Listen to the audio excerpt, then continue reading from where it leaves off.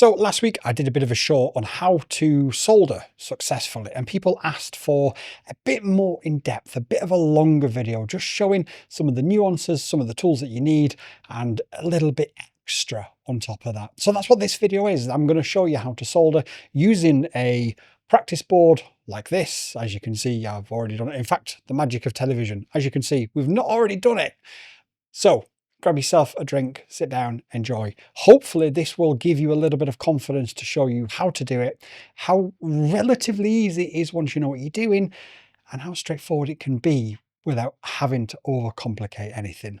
I'll head over to the desk now and I'll show you exactly what you need to make it as easy, simple and straightforward for you as you possibly can. Let's freaking go. Okay, so moving over to the desk, and there's a few essentials that we need on here. Obviously we've got our helping hands, which will help anybody who struggles, like myself. We've got a tip tinner in case you need to clean and just refresh the tip of your soldering iron. We've got 6337 solder. We do have solder remover wick. I personally don't use that. It just is what it is. Some people do, some people don't. And then here we've got our flux. So we've got everything we need, including a practice board. And hopefully this is going to be a decent angle for you to be able to see it. Okay, we've got our soldering iron as well, and we covered all this in the shorts video last week, but people have sort of asked for a little bit more of an in-depth tutorial, so that's what we're going to do. We're going to turn our soldering iron on first of all, and you should be able to see it's going to jump instantly to 200 degrees, and that's where it sits at. Now, I've used cheap soldering irons for years. This is the first decent soldering iron I've had in a long time. And you can put extra tips in there and you just sort of push it in, you hold it off and you switch the tips around. When you pick it up, it starts going up to temperature. And on top of here, you can see you can adjust the temperature on the handle as well. So we're at 450 degrees now, which is where I honestly believe most people should be soldering at. There is some people have said, oh, it shouldn't be that high and newbies are going to keep it on for too long. I personally don't agree. My biggest problems with soldering in the early days was quite simple. I would leave it on for too long because it wasn't hot enough. And if you leave it on for too long, let's show you. If you leave your tip on that pad for too long, eventually you are going to lift the pad. And you can see, oh, we're trying to solder and we can't do it. Let's get some solder on there. And we can't do it, so let's just leave it on and I can't do it. I'm struggling to do it. And eventually you're going to lift the pad like that. So it is imperative that you get it on, get it off as quick as you can. And there's a few ways of doing it. It is really, really simple when you know how. One thing I'm going to do is I'm just going to put some flux on here. Oh, that's far too much. My advice is you need to clean the flux off. Hang on a second. Let's just burn this off a second. You need to clean the flux off when you finish with it. And the best way of doing that is with like a cotton bud, an earbud, depending which country you live in, and a little bit of IPA, isopropyl alcohol. But it literally is, once you drop it on, so there's a bit of a mess, I understand. Now, this solder does also have a little bit of flux in the core. So you'll see that actually it goes on really, really simply, even without any flux. And to the point, it actually overlapped there. Now you'll notice I didn't use the remover there. I literally just flicked it apart so it wasn't over the other one.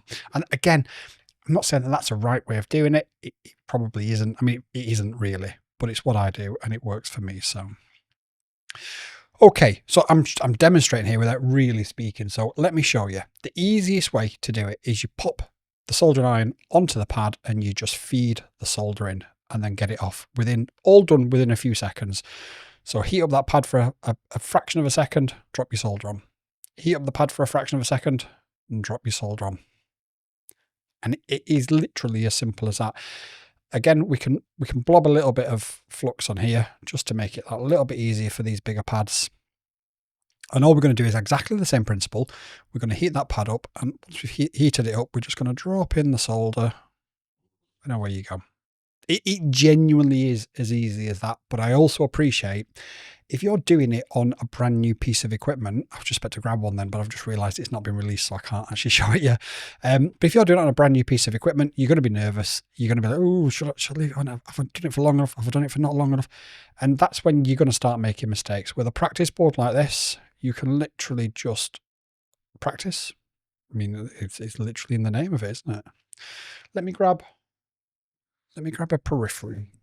Okay, so this is an XT60. This is your battery lead. This is always going to be the hardest one to do.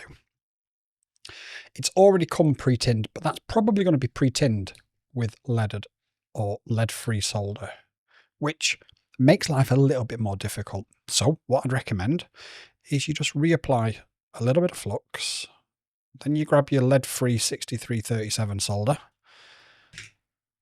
wait for your solder iron to heat back up again, and then you're going to heat up the actual end of it, and then you're just going to drop some decent solder on top, and it will just help when you come to soldering it onto the board. And that's what we're going to do in a second. Now, these get really, really hot because they need, as you can see, I'm keeping the soldering on for a lot longer than I was doing when I was on the board. And there is a reason for that, because they're a lot thicker and they need it. Now, it's warm up to about here. It's a bit cooler past here. So again, if you don't really want to touch it, because it's really easy to burn yourself doing this, or at least not necessarily burn yourself, but make your hands really, really hot to the touch, and nobody wants that. So you can get these helping hands, and you can get these hands to hold it for you. And you're going to apply pressure from the outside like this. And you're going to push it into that hole. The solder's going to melt, and it's going to take it into there, and it's going to spread that solder around. You're going to wait a second, and then you've got a really good strong joint there. Okay, now, the majority of battery pads are no longer like this. These were a little bit of a pain to do. The majority of solder pads or battery pads on FPV drones these days are like these. So again, make it easy for yourself. Just dab yourself a tiny little bit of flux on there. Grab your solder, heat up the pad, and then drop your solder on. Now you're going to want a fair bit of solder on here. And again, the same next to it as well. And again, we're going to do exactly the same thing. We're going to grab hold of our little helping hand thing. And we are going to lean it on the top there. And then what we're going to do, we're not going to try and heat the pad. We're going to heat the solder on here. And we're going to apply downward pressure. It melts the solder underneath it. And then you're going to remove the pressure. And then it's going to obviously cool down, and it's going to dry that solder onto there. And let me have a quick look. We haven't gone too close. We should be okay with this one, because we're going to do exactly the same thing.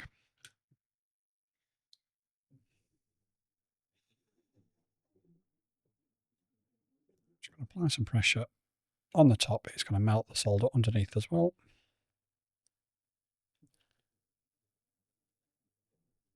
And we're done. Now, we need to inspect our joints. They're not actually touching, so we're okay. If they was touching, what you would need to do is you would need to remove them and start again. Some people would use the solder wick for that.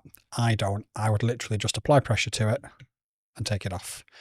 And then you can neaten up the pad by just moving it around. Or you can get your D-wick, your D-solder wick.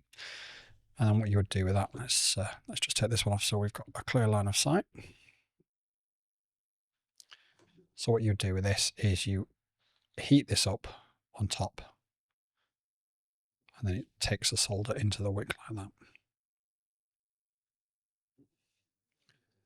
But again, with this, I think personally you can potentially hold on for a little bit too long. What that does, again, it heats it up too much and away you go. But that is it. I mean, that is literally soldering 101. So it is literally heat the pad and then just feed the solder onto it. Where a lot of people and myself would go wrong is I would try and put the solder on it, and then I would try and put the soldering iron on top.